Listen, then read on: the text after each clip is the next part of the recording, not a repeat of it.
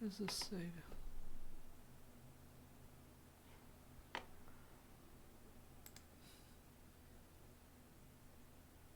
Okay, good. Hello.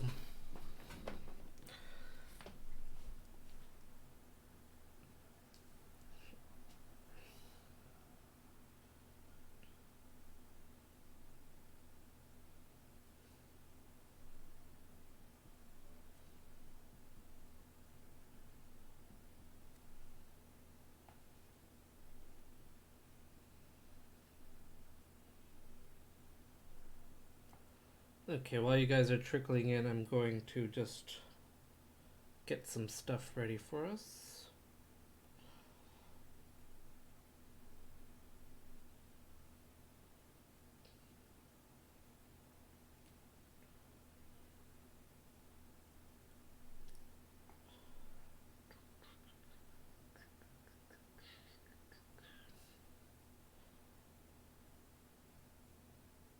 Oh, no, not 21. Okay. What is on the menu? That is a good question. We are going to be continuing our talk about atoms today. So, I'm just going to start you guys off with a couple of little practice thingies. Just kind of review what we did yesterday. I've given you some kind of like incomplete problems, I guess it would be best to say.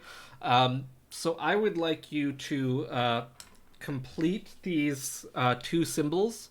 So there are numbers missing from both of them, and then there's also no charge on these guys. And as well, I would like you to finish kind of completing this chart of protons, neutrons, and electrons.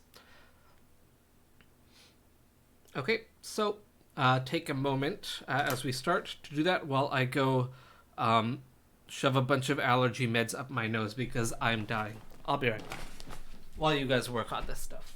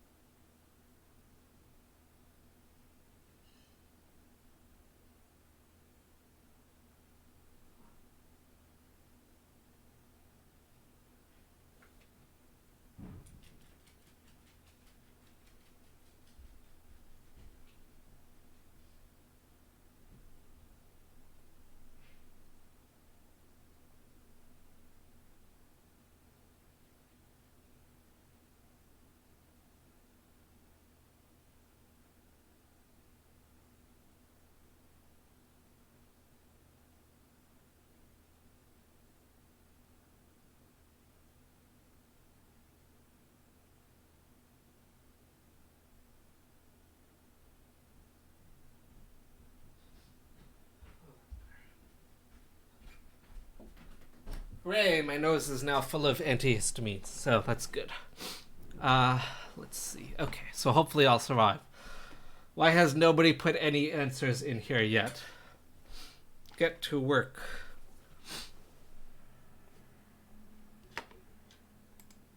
Or has this, like... Why ain't this... Okay, cool. Awesome. Kevin, as always, has got our answers ready for us, which is always good. Okay, so phosphorus. Perfect. Okay. Well, Kevin, you didn't seem to give us a... Okay, thank you. Yes, that's the one that's... actually, let me do these two in a different color just so we can differentiate like what I gave you versus...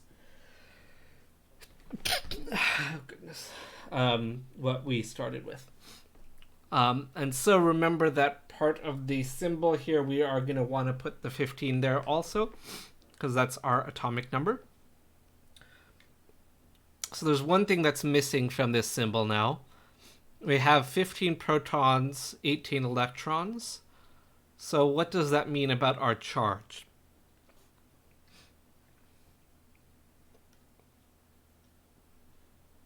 Yep, exactly. it's going to be -3, right? And we remember that charge was protons minus electrons. So 15 minus 18 is -3. Okay, and so -3 went up there. Yes. Good. Okay. Yes, yeah. I figured you would do that. Awesome. So Tyler, check your math should be negative there. Okay, so this one is done. Hooray! Yes, so potassium will be +1. Typically we just, if it's just +1 or -1, we just write plus. We don't write 1 plus usually, just because of chemists being chemists, I guess. So, cool. What about the rest of the stuff we're missing here?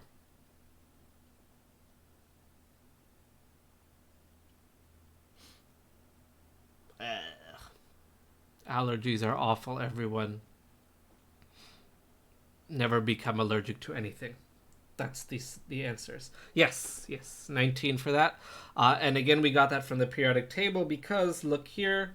Poof, there is potassium. Can I write on this? Let's see. Oh, screen write, yes. What is wrong with you, silly device? No, I just want to draw. Let's see, how about this one? Haha, potassium's over there. Wow, that really just is awful. This is way too small to like be of use to anybody. Get rid of it. I don't want to see this ever again. Okay, so potassium is there on the left side, has 19 protons. So that's where we got that information. So 19 goes here, and as whoever it was, Savannah, I think. Yeah, Savannah said 40 for the mass number, and that is correct as well. So remember, these two guys added up together is 40, and that's where this number comes from. Okay. Questions on either of those before we continue on with our lives?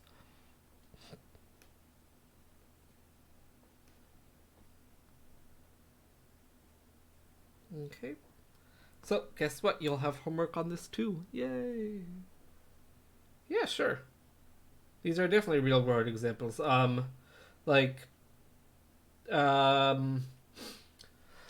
that you really worry about this stuff are going to be like if you're trying to enrich uranium or something. Uranium has a number of isotopes like uranium-235 or 238. And, the ratio of those two will to tell you if it's depleted or enriched. So it is important to kind of understand how many neutrons these things have. Again, this is more kind of fundamental than like necessarily real world, but because this is kind of simple calculations, right? But it is important for real life, yes, for sure. So notice one thing that we see here, both of these guys did have 18 electrons. We're going to see that as a happy number. A lot of particular elements would like to have 18 electrons, and so we're going to see that in the future as well. Okay, but again, this is kind of foundational stuff. So if we go back to the periodic table, in this particular one on this app, we see potassium there. If we were to click it or something, we would see that the actual, what is called the atomic mass of potassium.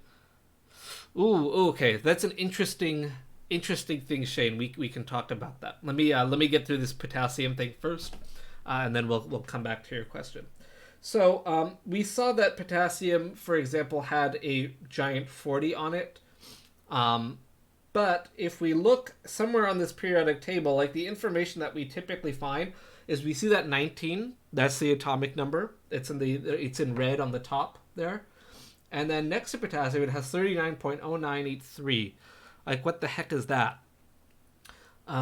We saw that the mass number is always protons plus neutrons. And since protons and neutrons, you can't have 0.09 protons, right? Doesn't really make sense. We're going to see that those numbers we'll be able to calculate. But coming back to Shane's question real quick, with one exception, you must always have equal to or more neutrons than protons. So, almost always, the number of neutrons is either greater or equal to the number of protons. The reason for that is that the neutrons, you're probably wondering, we have a nucleus, right? It's this tiny little thing. I gave the example in my last class that consider the nucleus as essentially like a grain of sand on the pitcher's mound. And the overall atom, the entire like radius of the atom, or rather diameter, volume, whatever, is the baseball stadium. So the nucleus occupies just this one little tiny dot, whereas the entire atom is this huge amount of empty space with electrons whizzing around within it. So the neutrons are there because protons are positively charged, right? And if you wanted to stick positively charged things really closely together, typically that's not going to work, right? If you took two positive things, tried to put them together, like two north sides of magnets or something, you would not be able to. They would repel each other, right? Just because that's how charge works. However, the neutrons actually generate what is called the strong force.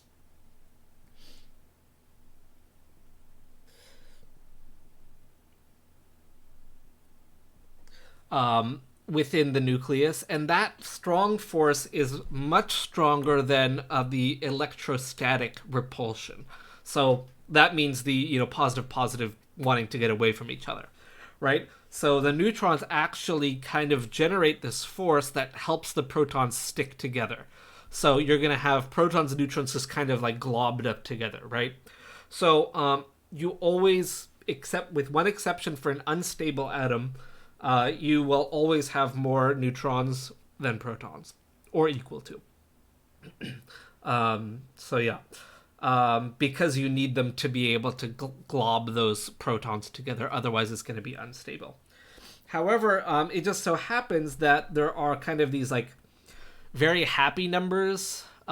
These neutrons can generate this strong force, but eventually the bigger your nucleus gets, kind of the less stable it gets also, because like eventually this strong force is being created, but the bigger your nucleus, the more protons you have, the more likely those are to kind of glob together, and that electrostatic force can then maybe get strong enough to start repelling, and you kind of get instability within your atom. But at this point we're going into nuclear physics, which is not my area of expertise, but suffice it to say that eventually there are, magic numbers of neutrons that lead to stable particular isotopes, and some are just not stable. So potassium 235, I would really be hesitant to say that, because that is an extremely large number of neutrons than protons. Since you have 19 protons and you would have, 216 neutrons, it just kind of seems a bit of craziness. However, let's see. Let's go to Wikipedia. If we go to Wikipedia, for example, look, here we go. I'll post this for us. If we look at the isotopes of chromium, for example, I know we're kind of on a tangent here, but hey, it's still related to what we're going on to. You're going to see this big old table of all these different isotopes of chromium. And we see kind of smack dab in the middle are three stable ones. So the ones that are chromium 52, 53, 54, those are the stable ones. And all these other ones are going to be unstable. And you can kind of see that, some of these only last for milliseconds or, nanoseconds. These are very kind of unstable. So typically for each atom there are a set of isotopes that will be stable, and those are just kind of like this very good ratio of protons to neutrons. And if you see, if we stick this poor chromium, if we stick 43 neutrons on it compared to 24 protons, this very last part on the row here, it's stable to, a little bit more than 300 nanoseconds. So it really just doesn't last very long because it's so unstable, it just breaks down right away. So that's kind of why, there are kind of limits here. So we see that technically, yes, you can have chromium isotopes that go pretty wide from 42 to 67, but it's kind of just those three in the middle, 52 to 54, that are ones that would, kind of occur naturally or could exist in a lab as well.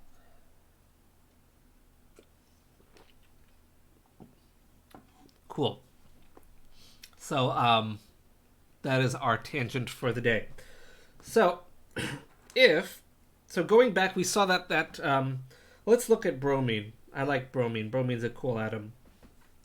It has we see no. It's definitely related to chemistry. So this is okay. This is better than the tangents where I go talking about the individual dogs. Oh my god, we have to see this, by the way. Speaking of tangents, look at them. They're all squished together over there.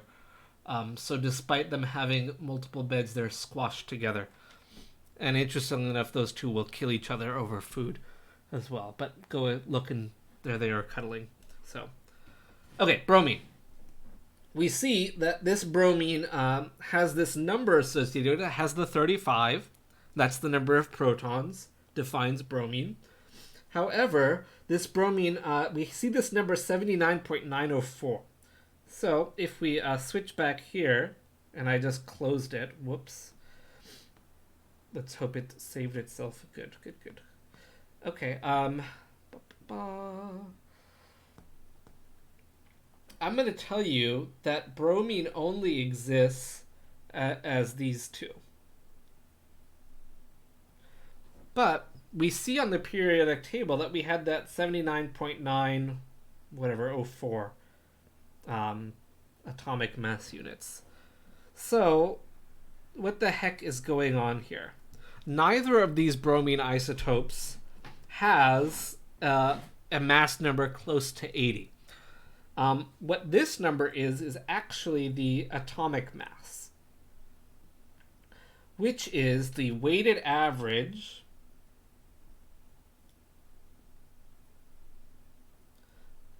of all isotopes of the element.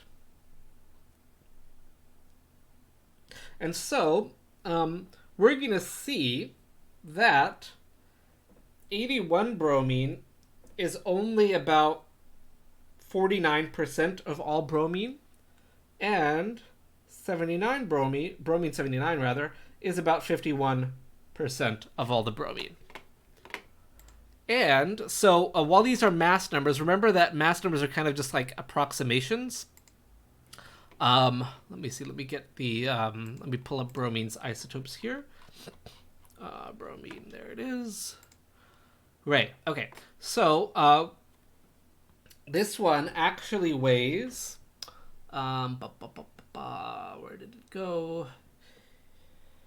80.916.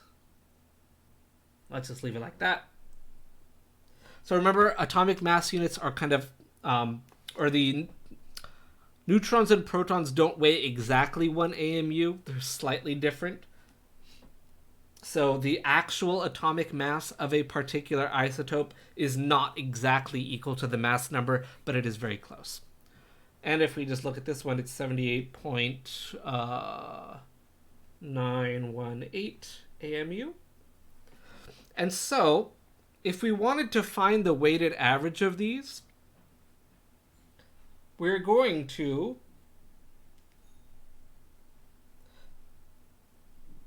I'm going to use sigma notation here just to scare you guys, throw you back into the dark days of Algebra 2 or whatever. I'll explain what it means, of course, just in case we've forgotten. That's the abundance multiplied by the mass, the isotope mass. And technically that's relative abundance. And what that means is that we are going to want to take,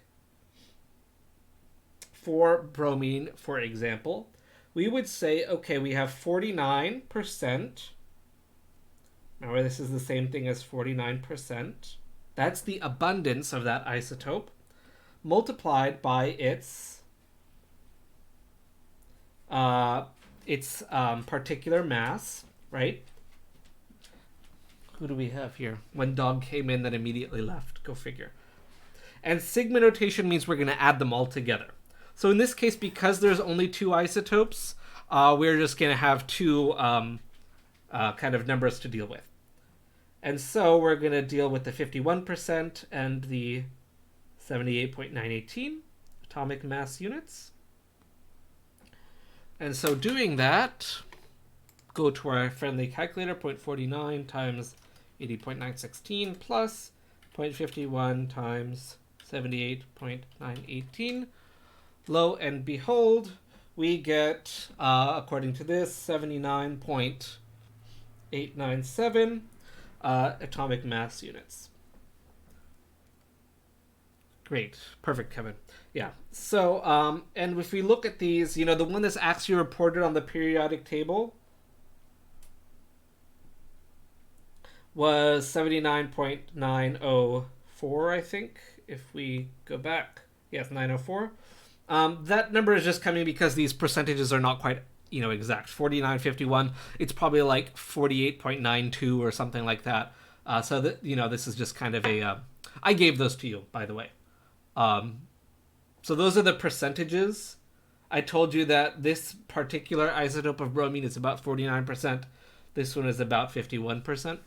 And so that's where those numbers came from. I've given them to you. All right, let's do another example. Let's use the chromium. Let's go back to our handy-dandy chromium list. So if we look here, let's see, go to Wikipedia, find the chromium. Okay, here we go. So we see that chromium, we're going to calculate its atomic mass as well. So we're going to have, let's see, where's the abundance on this thing? Why doesn't it have that? Oh, this is calcium, no wonder, because I'm crazy looking at the wrong thing. Okay, cool. Alrighty, so for our chromiums, we're going to see that we have three isotopes. We have 52. I'm just going to use the symbols, by the way. CR52, CR53, CR54. And the masses of these are going to be 51.941 AMU. 53 will be 52. So I'm just getting these numbers from Wikipedia right now. Of course, these would be provided for you because there's no way you would possibly know these things off the top of your head. And I'll give you the percent as well. And so we see that 52 is 83.789%.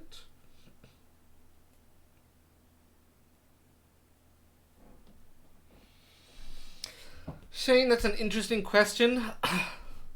I would say yes.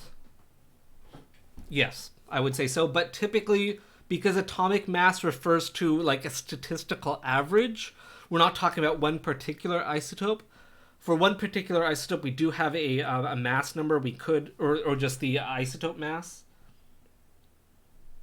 Right? From there, yeah, you could probably be able to find out pretty easily. Just by subtracting the number of protons. 9.501% and... Oh, wait, we have... Yeah, whatever, let's just do this. 2.366%. I lied to you, we have one more that's observationally stable. So we'll do that just because it's otherwise going to throw us off here. 49.946 AMU, and that's going to be 4.345%. Okay, so we can calculate the atomic mass of this chromium, right? we have 4 isotopes, and so we are going to have 4 parts to our weighted average that we're using.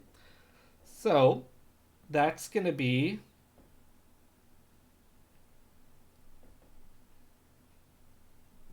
that's going to be 51.941 times 0.83789. Again, with the percent, you want to put it in decimal form. Just going to make it easier to work with.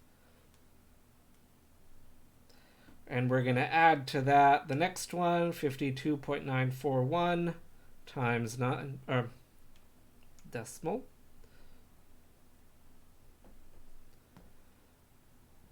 And we're going to do the same thing with all the others.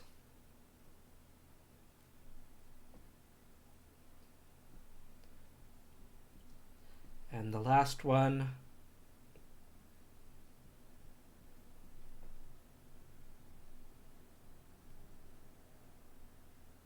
not percent, what am I doing? Okay, and if we do all this stuff, I don't really want to calculate it, but presumably we should get chromium, that's copper, I don't know how to click, there we go. We should get about 51.996. Okay, and again I've closed it because silly me. Hooray. Is, what was it, 50? Oh my goodness.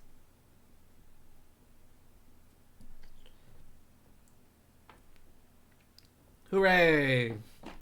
So, yeah, you would plug all this stuff in and you would be able to get the atomic mass. So that's how atomic mass is calculated.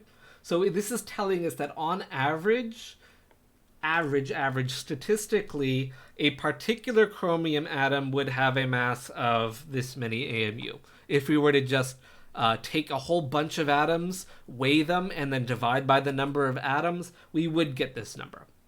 All right, so each individual atom may have a different mass specifically, but in a group, in a huge number of these atoms, they would approximately all weigh this particular one on average. All right, there's something other that we can do with this. Let's not use iron. I don't like iron. I'm going to find a nice element for us, and we are going to do some more calculations. I don't like that one either. I want to find one that doesn't have like 10,000 isotopes. How about... Oh, yes, we can do this one. Okay. Any questions on this, by the way? How to calculate atomic mass? We're going to do something similar. I could ask you...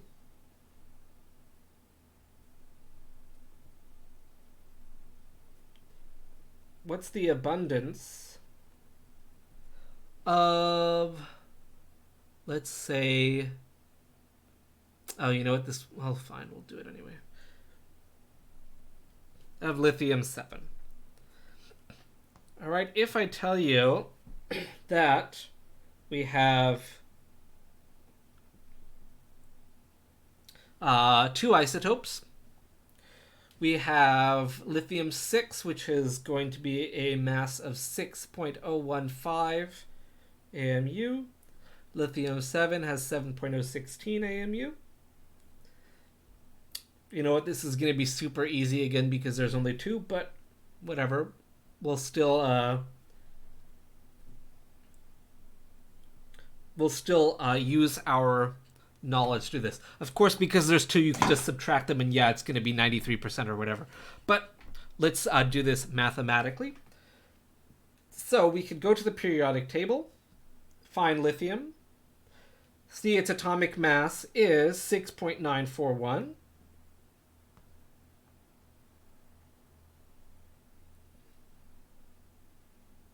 And remember, so that's kind of our final answer, right? When we had added them all together. So the way we would do this is we would just kind of do the same thing, and we're just going to have a variable in the place of the percentage for the other one. 7.016x. And then so you do this stuff, solve for x, and you would get, I'm just going to give you the answer because you guys can do algebra by yourselves, 92.41%. Okay, yeah, easy example because there were only 2 isotopes. But if there are more, you'd be able to do this as well, right? I just didn't want to spend all this time searching for examples that would lead us nowhere. So, alrighty. So atomic mass, okay? Just a weighted average. Plug and chug. Nothing too crazy there. I think mathematically you would get 0.9241, of course, but if I asked for it in percent, you would just convert it to a percent. Alrighty. So, let's go now to the preferred charges of atoms. So, we're going to see that there are kind of magic numbers of electrons that all atoms will want to have kind of just to make themselves happy. So on the periodic table here, poof, here we go. Let me do my screenwriting on this thing. Alrighty, cool. So on this periodic table, we have this happy group right here. And this one is called the noble gases. They're called that because noble in chemistry means unreactive. And something that is unreactive in chemistry means that it is stable. It is happy where it already is. It does not need to react to make something else happen. And we're going to see that all of these guys are going to want, all the other elements are going to want to mimic the noble gases, right? All these peasant elements out here want to become nobles, right? So they're going to try and do their best to become noble gases. And so we're going to see that, for example, we have this 10 on neon or 18 on argon, 36 krypton, etc. Those are the magic numbers of electrons that these atoms are going to want to have. And we're going to see that we're going to have patterns of how these elements will either gain or lose electrons to try and magically get to those numbers. So, with that being said, get ready for my artistry. Watch this. Watch this. Boom, here we go. Periodic table. Okay, let's see. Can I do this? Yes. Maybe. Yeah. Okay, cool. Periodic table here, right? Couple of things to talk about.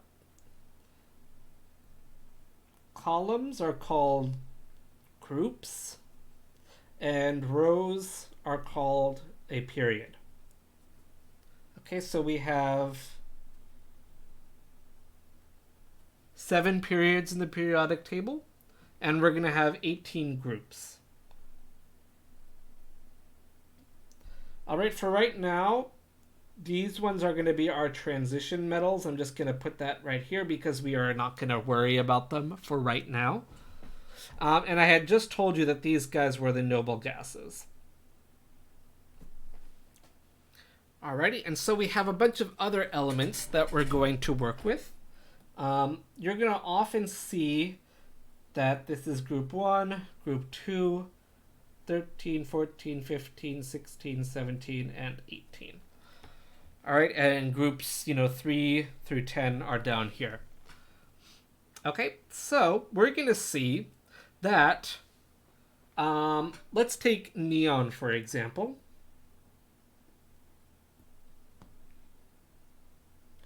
Neon has 10 protons, 10 electrons. All right, so we're going to see that sodium, for example, has 11 protons. And so if we think about the another noble gas, we could say argon, which has 18 protons, 18 electrons. these are the two closest noble gases to sodium. If we think about it, sodium normally has 11 electrons. Yes, normal sodium, neutral sodium that is. It has the option of either going here or here. So either gaining or losing electrons to try and get to a noble gas's number of electrons. And so looking at that, perhaps one of those to us seems a little bit more, easy, right? It could either gain 7 electrons or lose 1 electron. And hopefully to us, one of these seems a lot more obvious of a route to get to a magic number of electrons. And so very likely this sodium is going to lose 1 electron. And so if that sodium now is 11 protons and 10 electrons, that means that the charge is +1, right? We could also say, okay, it lost 1 electron, and as a result, electron is negative, right? If you lose something negative, you become more positive. And so we're going to see that sodium prefers a charge of +1. All right, so very often in nature you are going to encounter sodium with a charge of +1. If we look at magnesium now, I just like colors. Magnesium, by contrast, has 12 protons, 12 electrons. If you remember, our kind of other options were 10 or 18, for the closest noble gases to this. So again, we could either lose 2 or gain 6.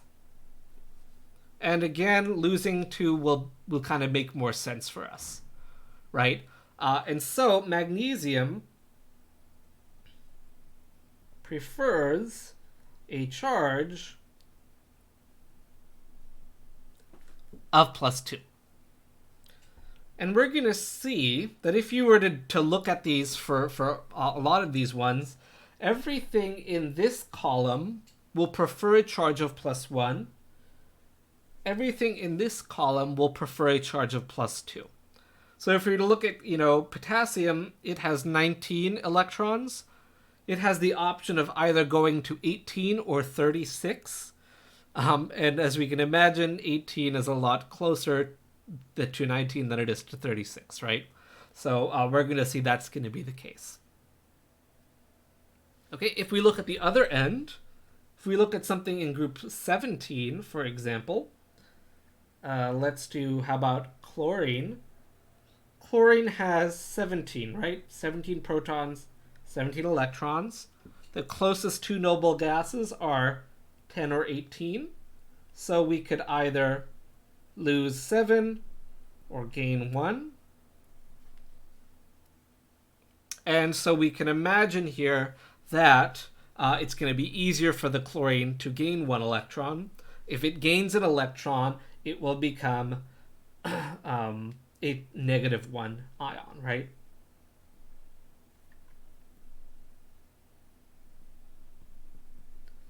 All right, so we're going to see that everything in this group is going to prefer a charge of -1. And lo and behold, guess what? All of these things are going to happen here. So you're probably asking yourself, what the heck about group 14? What's going to happen there? If those are going to form charged compound, they could actually go either way. So they could either gain 4 or lose 4, depending. However, we're going to see those typically don't really do this anyway. So those are going to be kind of our preferred charges. Okay? So far, is this okay?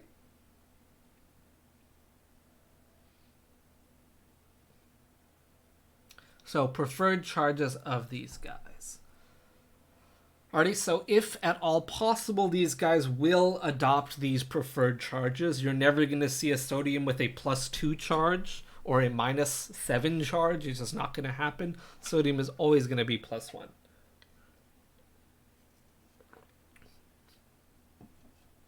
Alrighty. I do have some more fun names for us to learn. We're going to see that group 1 are called alkali metals.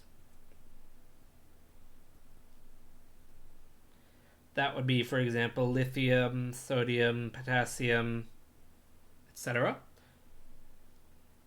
Group 2 are going to be what are called alkaline earth metals. And that's going to be stuff like magnesium, calcium, barium, whatever, those ones in group 2. Group 7 are going to be our halogens. That's going to be fluorine, chlorine, bromine, iodine, etc., astatine, tennessine, whatever. And group 6 are known as chalcogens. That's a C. That's going to be stuff like oxygen, sulfur. What's under sulfur? Selenium. Stuff like that. Okay, and then of course we had these are 17 and 16. Group 18, of course, was the noble gases. And that's going to be helium, neon, etc. going down. So everything in the column tends to behave very similarly to each other. So sodium and potassium, they both form +1 ions. They're going to behave similarly to each other. All right. So just some names for you guys to learn. There are, I guess just 5 of these. And so we're going to see that periodic table again here.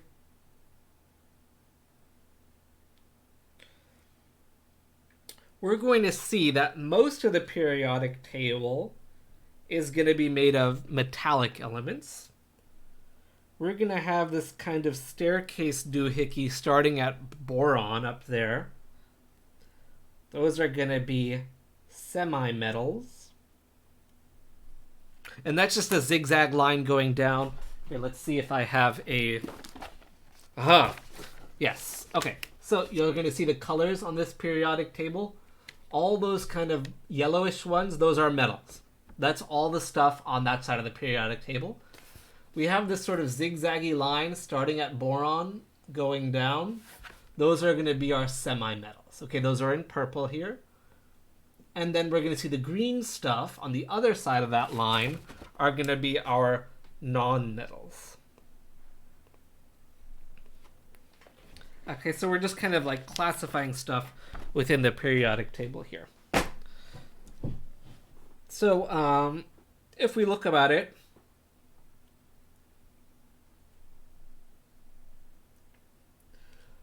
what are some properties of metals?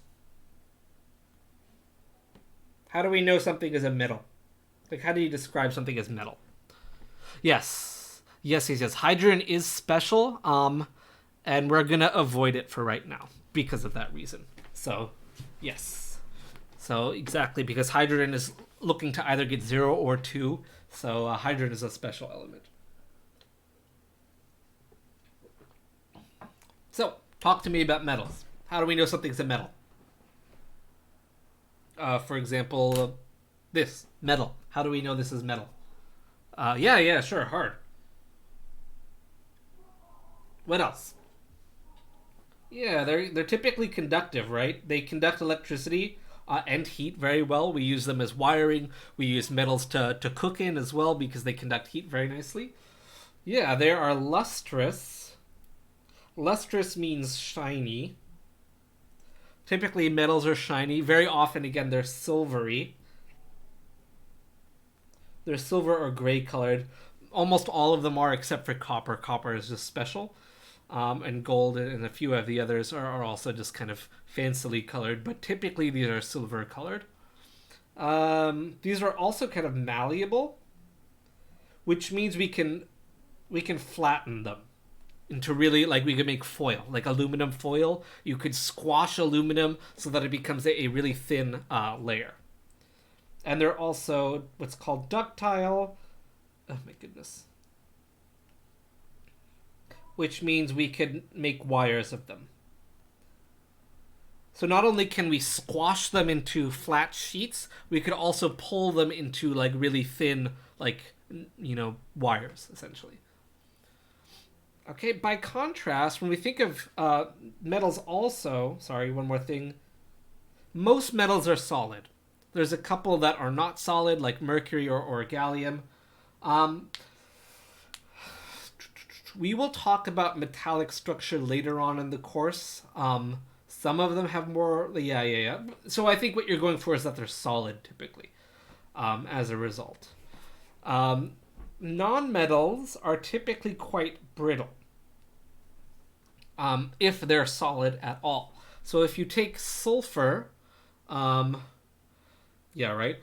sulfur is just kind of a powdery solid. If you were to take a hammer and smash it, it's just going to break into a bunch of dusty pieces, and that'll be the end of our sulfur, right? However, if you would take a lump of metal and smash it with a hammer, it's going to flatten out, or it's going to, it's not going to shatter into a bunch of pieces, right?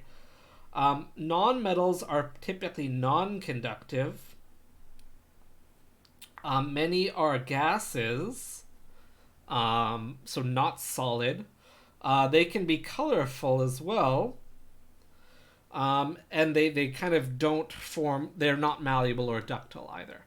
Yes. And so chemically speaking, we're going to see that these guys form cations and nonmetals form anions.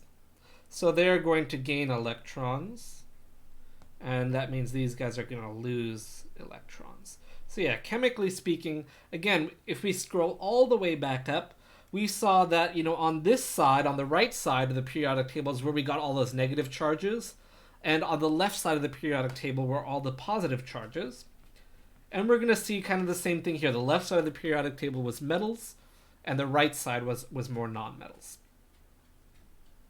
Okay, so this is kind of how we're going to differentiate these guys. Alrighty, and so, as you can imagine, if something is losing an electron, something else has to gain an electron, right? You can't just like throw an electron away and it's gone off to nowhere. Typically, these two will come together. You'll have a metal and a non-metal that can react together. So, typically metals react with non-metals. But interestingly, we're going to see non-metals can react with metals or non-metals.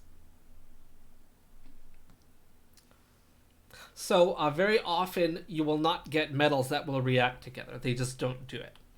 However, we will definitely see that non-metals will react with other non-metals all the time. That's actually, organic chemistry is all about non-metals reacting with non-metals. So, we have a whole bunch of information about that. So, that being said, we can talk about, what happens when metals react with nonmetals.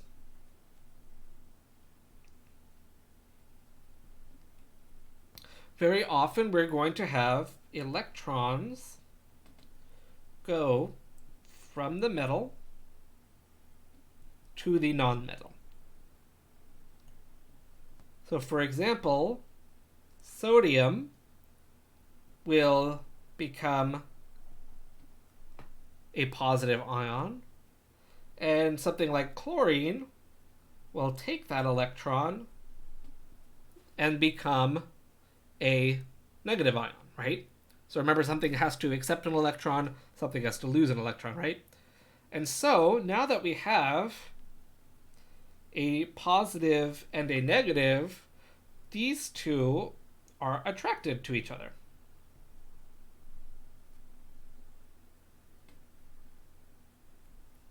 right? And these guys are going to form, they will form a compound, or what's called an ionic compound.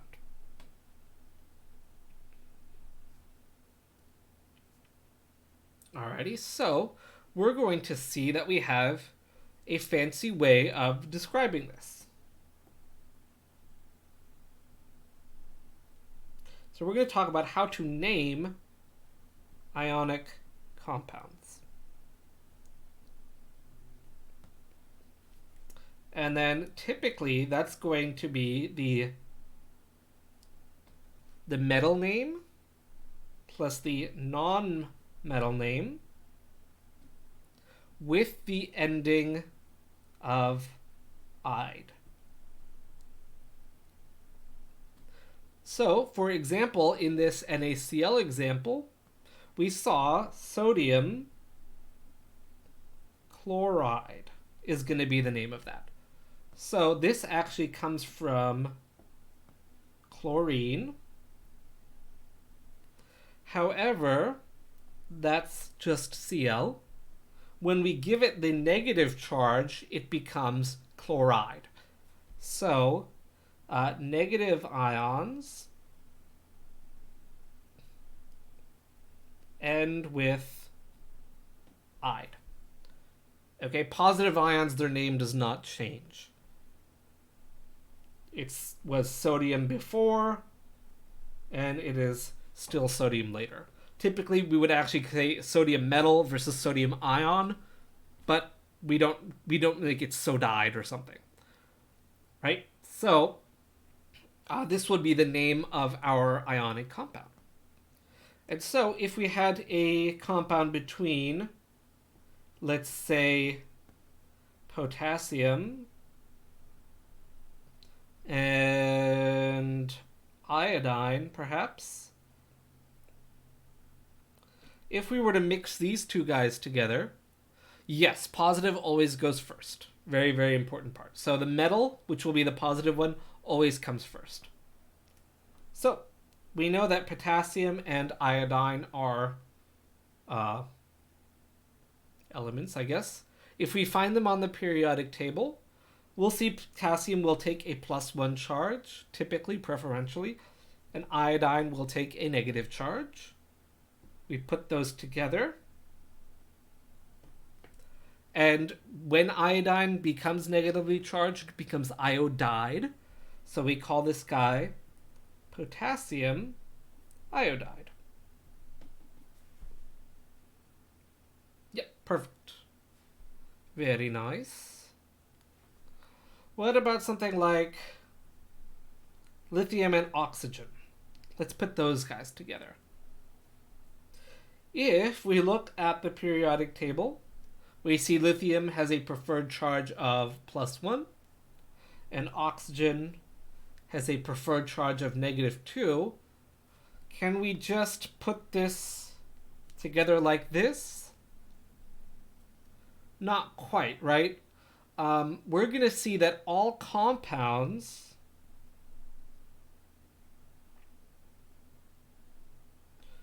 must be neutral.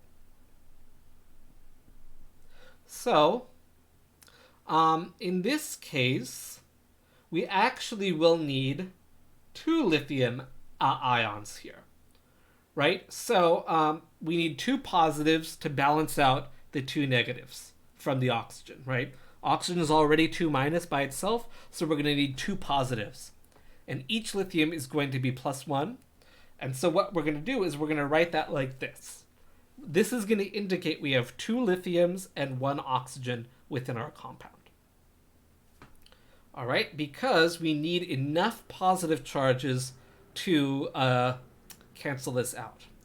However, I finally gotten Kevin here at last. We are actually just going to name this lithium oxide.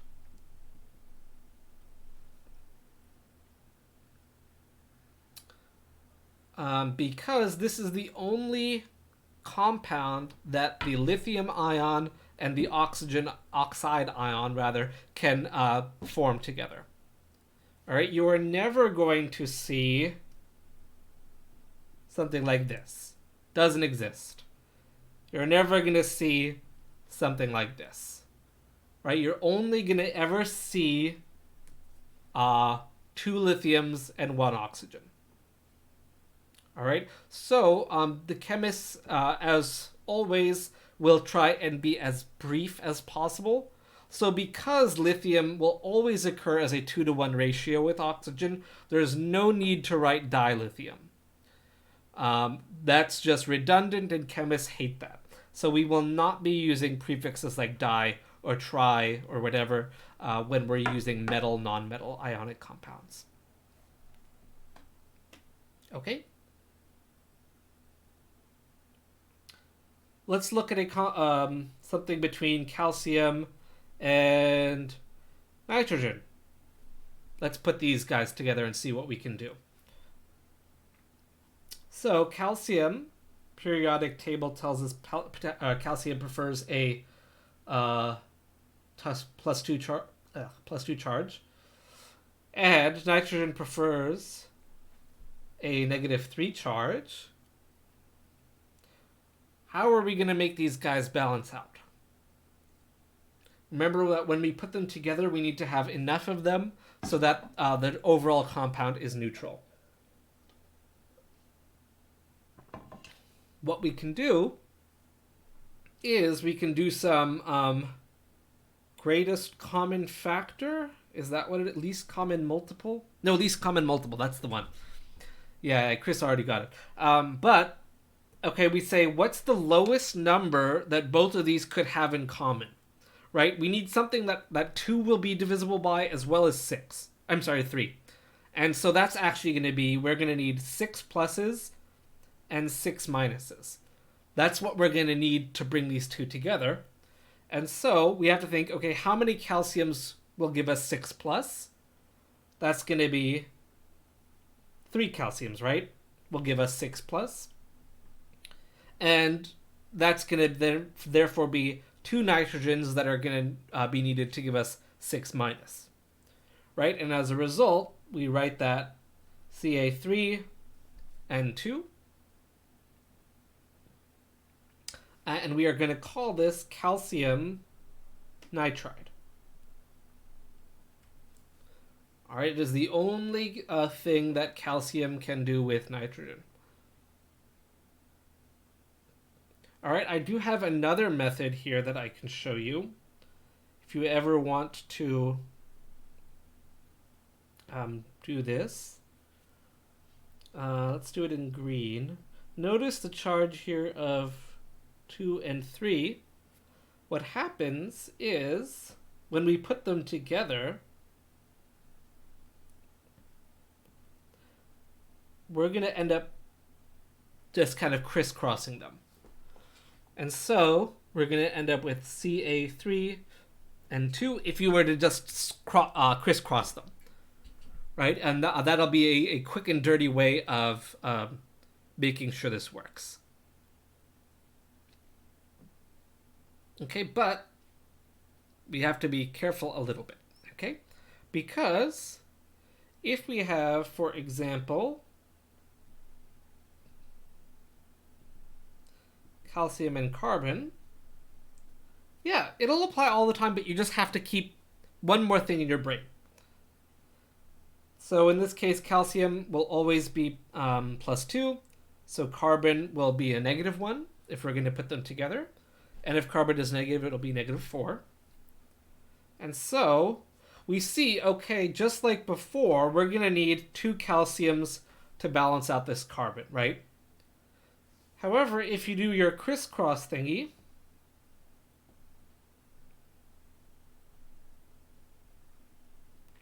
and you bring this down, you'll get Ca4C2. What we want to do is minimize this. Since both of these are divisible by 2, we're going to want to do that. Okay, you always want to write what is called an empirical formula. Here's the top Reddit result. Yeah, this would be calcium carbide, by the way, is the lowest ratio.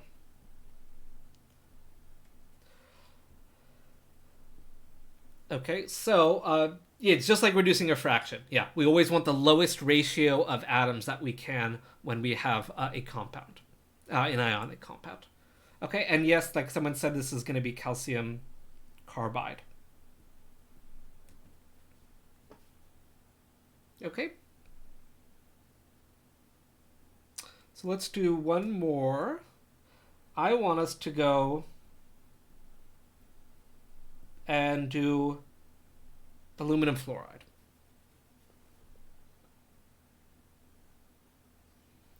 So if we're ever going from name to formula, it's the same idea.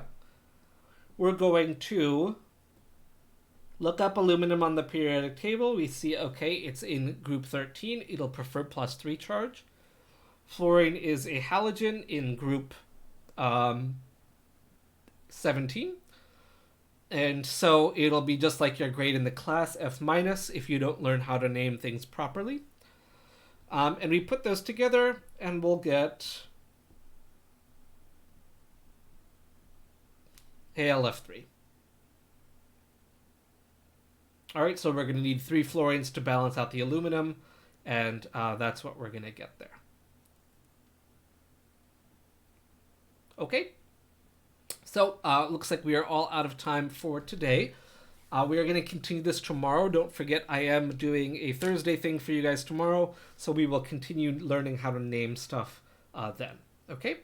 So with that, I'll see you guys tomorrow. As always, if you have questions, throw them in Discord. Try and help each other out. And as always, I'll just peek in it and see if you guys need help. So, okay? So see you guys tomorrow. Enjoy your afternoon. And yeah, see you then. Yeah, go ahead, Chris. Go ahead.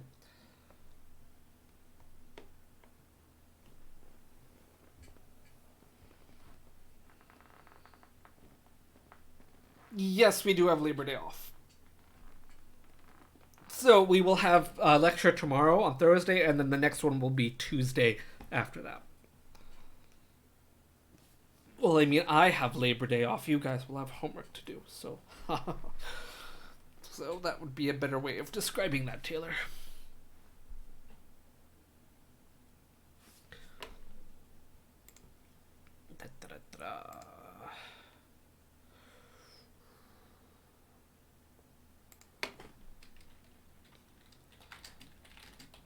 From the periodic table, because we see that this guy is in group 13, this one is group 17. If we go all the way up here to the preferred charges, everything in group 17 prefers -1, so fluorine being right there and aluminum being right here, that's where I got those numbers. Okay, so you'll want to kind of put this in your heads for tomorrow so we can work on those. Okay? I am going to throw one more thing of what are called polyatomic ions, which we're going to start learning the names of in Discord for you guys as well, so you'll have fun with that. Okay, with that, I will now finally be able to go take my nap before I get cranky. Oh yes, I will link plenty of problems for you guys. Let's see. Your homework will have about... For this one, your homework is going to have about 150 naming problems. So you will become masters of naming. Do not worry about that. But yeah, I would, if you just honestly Google like chemistry naming practice, do that. You'll get plenty of practice. But we'll continue this tomorrow, and I'll give you more resources then. Okay? Okay, so now, see you guys later.